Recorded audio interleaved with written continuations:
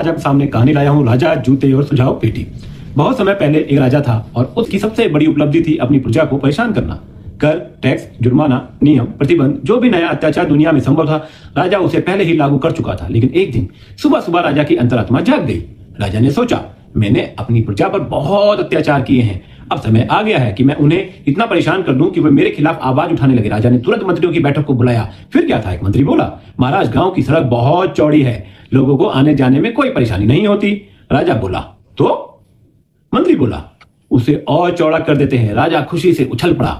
गांव वालों की जमीनें ले ली गई, खेत कट गए, कई लोग मजदूर बन गए, लेकिन जनता चुप रही। राजा दुखी हो गया। कुछ दिन बाद दूसरा मंत्री आया, बोला, महाराज, अब उस सड़क पर एक विशाल फ्लाईओवर बना देते हैं। राजा बोला, लेकिन जरूरत क्या है? मंत्री बोला, यही तो सबसे अच्छी बात है महाराज। फ्लाईओवर बन गया, पैसा भी जनता से लिया गया, जनता फिर भी चुप रही। राजा का दिल टूट गया। उसने कहा, ये लोग आखिर बोलते क्यों नहीं हैं?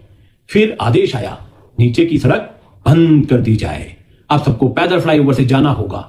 लोग पैदल चलने लगे, फिर भी शिकायत नहीं।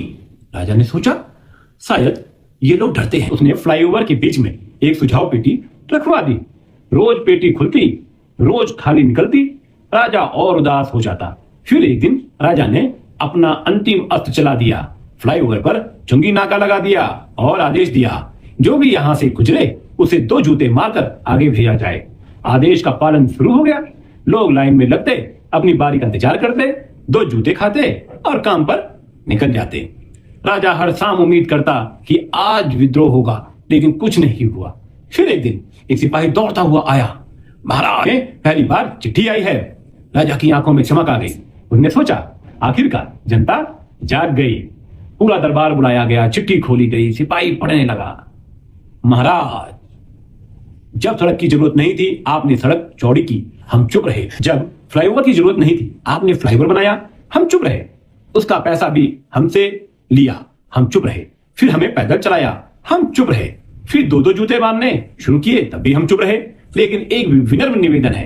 राजा उत्साह से सिंहासन पर सीधा बैठ गया। सिपाही ने आगे बढ़ा, महाराज, चुंगी नाके पर केवल 2 ही सिपाही होने के कारण जूते खाने में बहुत समय लग जाता है। कृपया 2 सिपाही और नियुक्त कर दीजिए, ताकि हम जल्दी जूते खाकर समय पर अपने काम पर पहुंच सके। दरबार में सन्नाटा छा गया। राजा बेहोश होते होते बचा और जनता अगले दिन फिर लाइन में खड़ी थी।